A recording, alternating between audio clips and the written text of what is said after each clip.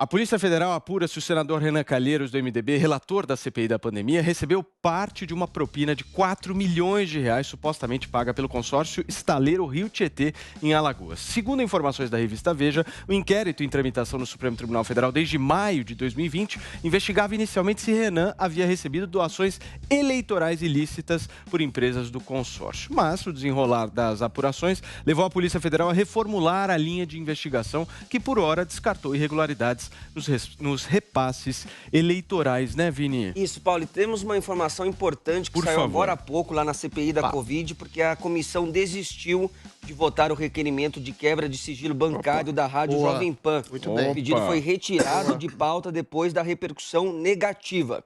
Antes do início da sessão, o presidente da comissão, Omar Aziz, afirmou que o pedido, que é de autoria dos senadores Humberto Costa e Renan Calheiros, não tem nada a ver com as investigações do colegiado.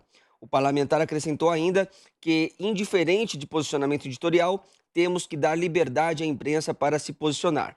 O próprio senador Renan ficou muito chateado porque não tinha conhecimento, pediu para retirar e vai falar sobre isso hoje. São falas do Omar Aziz, que prosseguiu: não cabe a nós quebrar sigilo de emissora, de rádio, televisão ou coisa parecida. Não tem nada a ver com a CPI.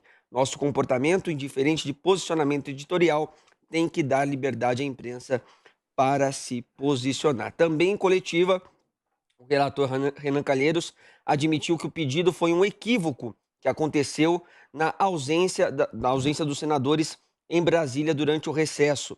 Ele diz o seguinte: não sei de quem é a culpa, mas de minha parte, nada que possa respingar na liberdade de expressão vai ter a minha aceitação.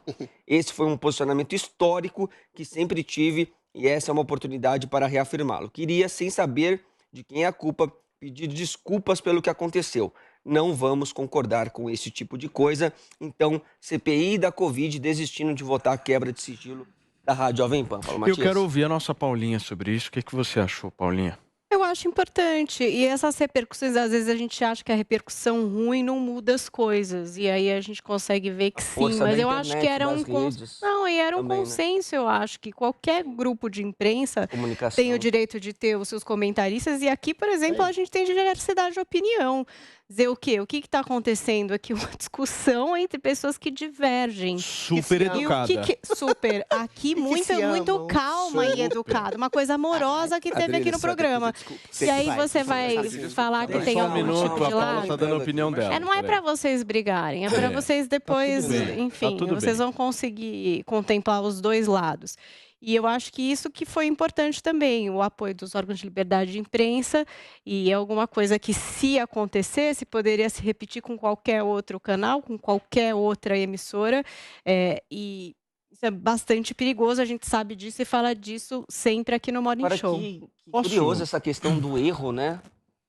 Falar que foi um erro. É que agora ninguém vai querer dizer, né? Quem é que levantou isso? Não sei. Ninguém é o pai da criança. Ninguém é o pai da criança. Exatamente. Deixa eu só falar uma coisa antes de passar para o nosso Jodriles em relação a isso. Eu sempre, quando procurava, isso há anos atrás, ligar num canal de televisão, ligar numa emissora, enfim, qualquer lugar, justamente para ver notícia, a gente pega, liga na televisão e aí por muitas vezes vê o quê? 3, 4, 5 comentaristas lá falando a mesma coisa. A língua é a mesma. Olha, eu concordo com o fulano, olha, é verdade, o ciclano tá certo, e não sei o que lá, e vai fazendo isso.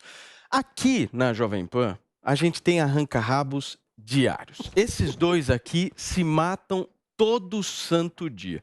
Mas a gente faz questão que isso aconteça, e eu acho que este programa aqui, e vários outros dessa emissora também têm a mesma característica, sobrevivem e fazem com que você que está aí nos assistindo, nos acompanhe até hoje, que é uma palavrinha mágica chamada pluralidade. Isso o Brasil, infelizmente, não está acostumado. Da gente mostrar para as pessoas que pensam diferentes podem sentar aqui, quase se estapear, mas não conversar, dialogar, expor. Essa é a marca registrada da Jovem Pan. Agora, a partir do momento em que uma emissora que possui vozes dissonantes, diferentes de todo o resto, pode pegar qualquer outro, acha, todo o resto, eu duvido que você encontre o que você encontra aqui. Duvido que você encontre o que você encontra aqui. Vai ser intimidada porque tem opinião diferente. vai ser colocada na parede simplesmente porque pensa diferente da maioria? Isso aqui não é uma ditadura. E a pior ditadura que possa existir, o Adrilles já falou sobre isso, o Joel por muitas vezes fala sobre isso, é a ditadura silenciosa de um establishment que se cala e age na surdina, para ir minando direitos e liberdades que a gente possui. Então a gente não pode aceitar isso e achar isso absolutamente normal. A CPI não fez mais do que a obrigação. O que ela estava fazendo lá é uma perda de tempo, seja com o contribuinte ou seja com a liberdade de imprensa. Eu acho que a questão da Jovem Pan é o seguinte, a pluralidade leva ao caminho da verdade.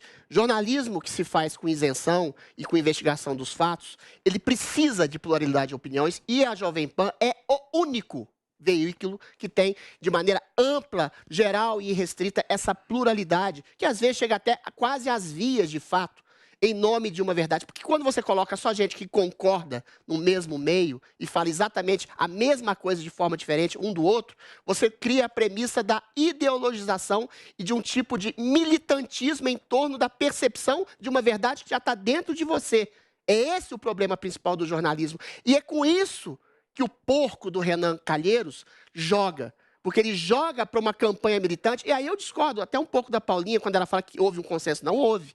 Houve órgãos de imprensa e houve pessoas da imprensa que celebraram essa perseguição nefasta e vagabunda que esse homem sem caráter fez à Jovem Pan. Ele jogou para um tipo de torcida contra, sei lá, o Bolsonaro, contra o conservadorismo, contra a direita, contra qualquer coisa, para exatamente estabelecer a hegemonia de uma verdade única, que é o que tenta fazer essa CPI imunda que constrange pessoas a falarem a verdade conveniente ao interesse político dele, Renan Calheiros, que é um homem com 17 processos, ao interesse político dele, o Omar Aziz, que é um homem acusado de pedofilia, cuja mulher foi presa por desvio de recursos da saúde. Ou seja, a Jovem Pan venceu isso pela justiça principal e absoluta e total contra esses títeres, esses tiranos de uma verdade única que querem solapar a liberdade de imprensa no país. Joel Pinheiro da Fonseca, eu quero a sua análise. O Renan estava numa expedição desesperada aí de pesca, né? Vamos ver se encontramos alguma coisa. E acaba pedindo um inquérito sem fazer uma distinção básica. Uma coisa são os colunistas, né? Os comentaristas, que qualquer rádio, qualquer canal de TV, qualquer jornal tem. Você pode discordar fortemente da opinião deles, achar um absurdo. A gente vê aqui críticas, muitas vezes, por exemplo, a colunistas da Folha, que falam absurdos, podem falar, mas isso não quer dizer que a Folha defenda aquilo. Da mesma forma, na Jovem Pan.